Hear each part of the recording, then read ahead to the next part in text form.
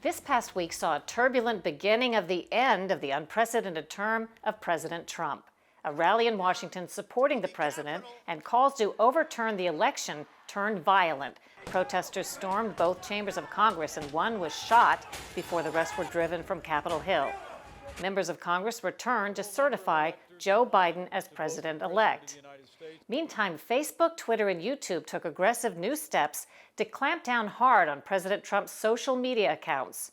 Among other objections, Twitter said President Trump violated policies in his video, urging protesters to be peaceful and go home because he reiterated claims about election fraud.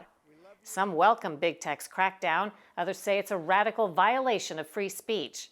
It highlights a long-simmering battle over the control of information online. That's the focus of our special investigation. Can you give sort of the short version of how you discovered or came to believe something wrong was going on?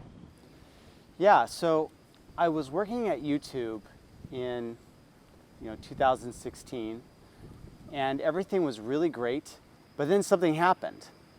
And what happened was Donald Trump won the election. We can now project the winner of the presidential race. Donald Trump wins the presidency. And after he won the election, the company just took a hard left and decided that they were going to abandon their liberal principles and start going towards an authoritarian sort of management of their products and services. Zachary Voorhees was an insider for more than 8 years, a senior software engineer at Google and Google's YouTube. Can you describe how that manifested itself, this change in direction you described? It happened the first week after Donald Trump won the election. Google had an all-hands meeting, which they usually do every week, called TGIF. The CFO broke down into tears, recounting how she was communicating with the New York office about how they were going to lose this election. The founder, Sergey Brin, said that he was personally offended at the election of Donald Trump. And Sundar Pichai, the CEO, said that one of the most successful things that they had done in the election was applying machine learning in order to hide fake news. Donald Trump's candidacy didn't only ignite a new trend of heavy-handed manipulation and censorship at Google. 10 days after Trump was elected, Facebook's Mark Zuckerberg announced efforts unheard of before.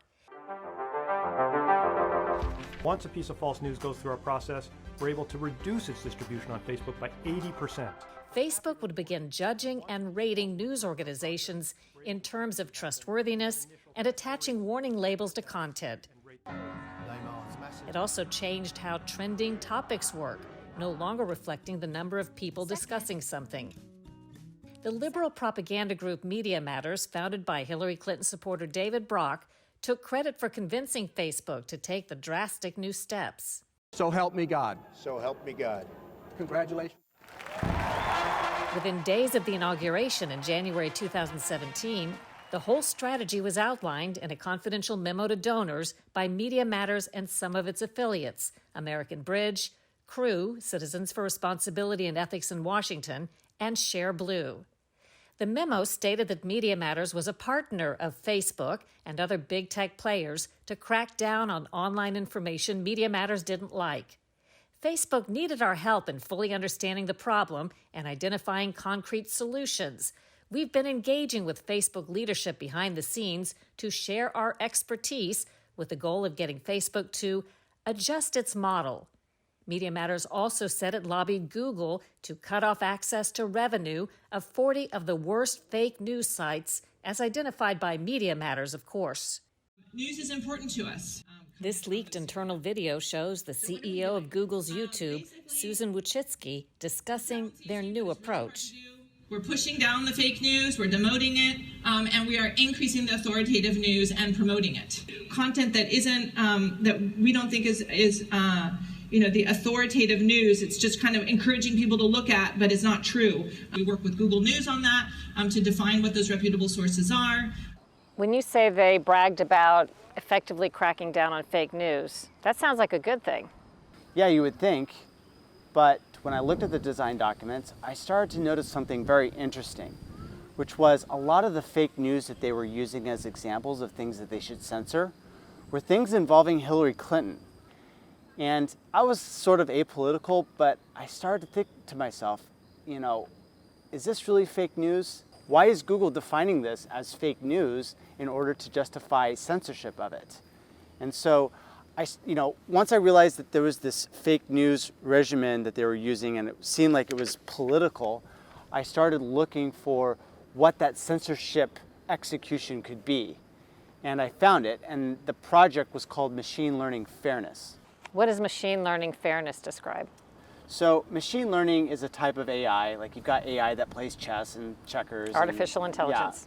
Voorhees leaked a confidential Google document describing what he calls artificial intelligence censorship designed to re-rank the entire internet by making machine learning intentionally human-centered to intervene for fairness.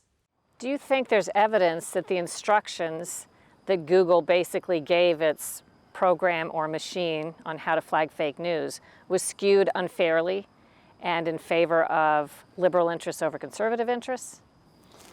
I mean, I wouldn't even call them liberal because they're kind of authoritarian, totalitarian right now.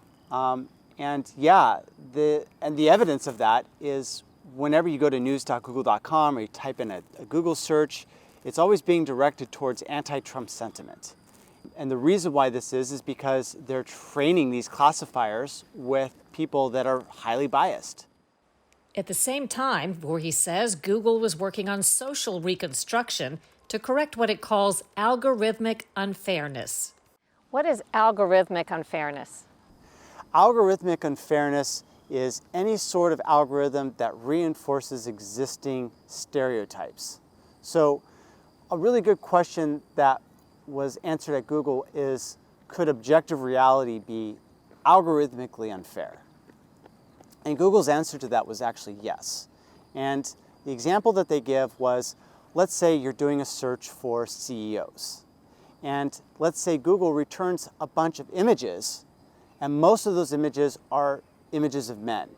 Now, even if that reflects objective reality, this can still be considered algorithmically unfair and justify product intervention in order to fix. And that was happening at Google. That was happening at Google. And you could tell this because you can go into Google search and you can say men can, and then let Google autocomplete. And what it was doing is it was saying men can have babies, men can have periods, men can get pregnant, and then you tried to do the same thing but for women, and Google returned results like women can get drafted, women can do anything. And so it's this like inversion of the stereotypes that they were trying to enforce.